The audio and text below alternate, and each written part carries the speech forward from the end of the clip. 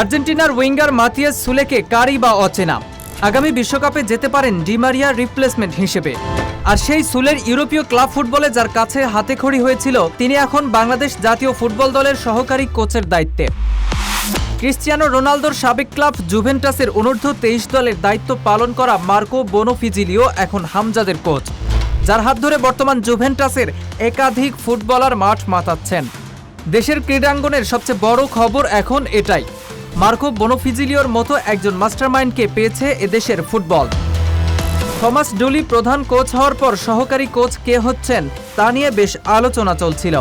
Heavier কাবরেরার বিদায় ঘণ্টা বাজার সাথে সাথেই বিদায় ঘণ্টা বেজেছে হাসান আল মামুনেরও।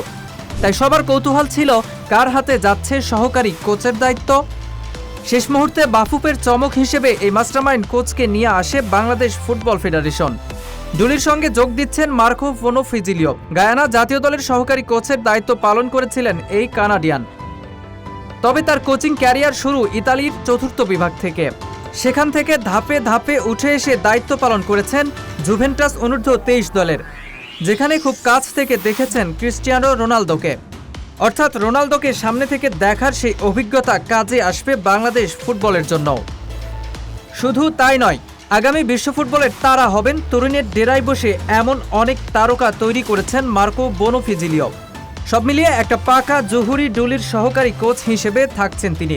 এই জুটির হাত ধরে বাংলাদেশ ফুটবল এগিয়ে যাবে এমনটাই প্রত্যাশা সবার।